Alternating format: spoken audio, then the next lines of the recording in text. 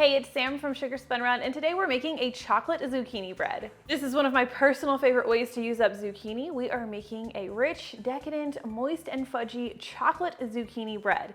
It's so good, it is so satisfying. So let's get started by preheating our oven to 350 degrees Fahrenheit. Next, you're going to want to grab yourself a large mixing bowl, and to this you are going to add 1.5 cups or 190 grams of all-purpose flour. We're also going to be adding 2/3 cup or 133 grams of firmly packed light brown sugar, a 1/2 cup or 100 grams of granulated sugar, 1.5 teaspoons of baking soda, and 3/4 teaspoon of salt. We're just going to be using a table salt. And get everything nicely whisked together. Get those brown sugar clumps, if there are any, broken up.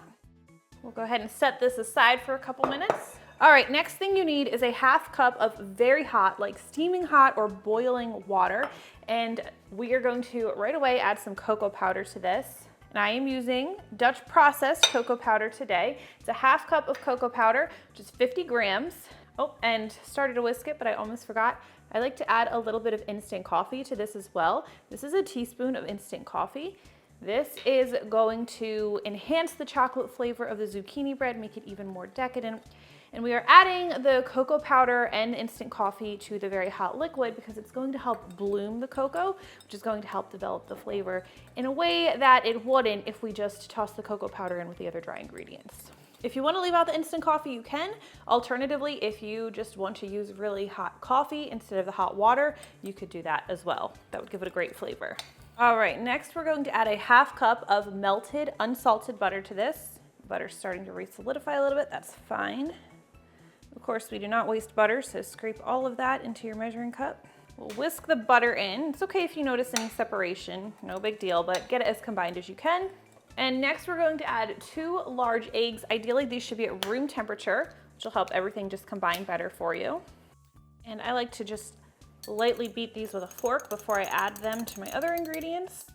Just helps everything combine nicely. We're also going to add 1.5 teaspoons of vanilla extract. Get everything nicely combined. All right, let's bring back our dry ingredients. And we are going to add our chocolate mixture right into there. Too many whisks. Give me just a second. We need a spatula now, not a whisk. So we'll add that chocolate in there. Of course, we don't want to leave anything behind. Everything is too expensive these days to waste any of it.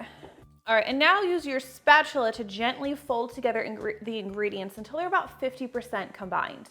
Now, when you're making a quick bread or muffins or anything like that, you always want to be careful you don't overmix your ingredients, because if you do, your bread could end up being dense or dry or rubbery. So we're just going to gently fold things together, and when it looks like it's 50% combined, we're going to add our zucchini. So you need 2 cups of grated zucchini for this recipe. Now, I like my zucchini to be pretty fine because I don't like to have super discernible pieces in the finished product. So the way that I grate mine is I use a food processor because my box grater only has a setting that's much too large and one that's much too small and leaves me with a pulp. So the food processor works well. I use the shred blade and then I switch over to my regular blade attachment and then just give it a couple of really brief pulses until I have a texture I'm happy with. Now, I like to remove the excess water by just blotting the zucchini. I'll just spread it onto a couple of paper towels, and then I'll use some more paper towels to soak up the excess water until I notice that the zucchini is starting to stick to the paper towels. All right, to keep things nice and decadent, we're going to be adding some chocolate chips as well. This is 1.5 cups of semisweet chocolate chips. And we're just going to continue to fold everything together until the batter is nice and uniform. And again, I add the zucchini 50% of the way through the combining process instead of at the end, because if we added it at the end, we would be more at risk of accidentally overmixing the batter. But make sure you're scraping the sides and the bottom of your bowl, because that flour likes to hide down there. Last bowl's great, because you can just check. Did I get it all? Looks like I got it all. All right, we're going to be baking this chocolate zucchini bread in a bread pan. And what I've done is I've just lined mine with like a sling of parchment paper. This makes it nice and easy to lift that bread out of the pan when it's done baking. If you don't have or don't want to use parchment paper, I would grease and flour your pan instead. Let's go ahead and spread this into our pan. I also like to throw a couple of chocolate chips on top. A lot of them are going to sink, that's fine. Some of them will stay up there. All right, I'm going to take this over to the center rack of my 350 Fahrenheit preheated oven. This bread is going to need to bake for about 85 to 90 minutes. A couple things I want to note is that my bread pan is a smidge smaller than the classic 9x5 bread pan. So if yours is a true 9x5, I would start checking yours at about like 77, 80 minutes. Also, my pan is a light pan. A darker pan may be finished sooner.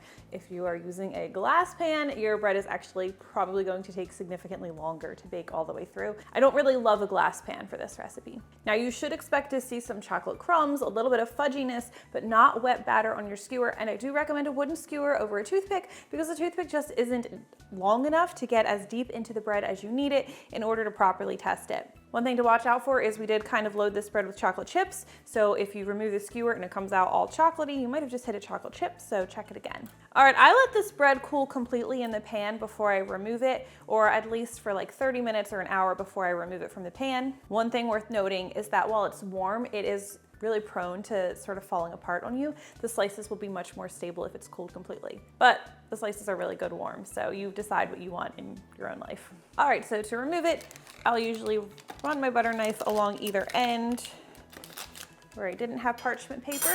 And then the parchment makes easy work of things. Let's go ahead and dig in.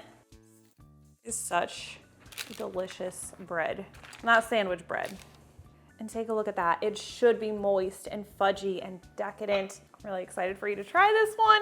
My fingers got a little fudgy just from touching it. That's how it should be. That is how you make my favorite zucchini bread, a chocolate zucchini bread. If you try this one, let me know what you think. I always love hearing from you. If you like chocolate and zucchini, check out my chocolate zucchini cake too that I shared last year. That's pretty amazing as well. Thank you for watching, and I will see you next time. That was perfect.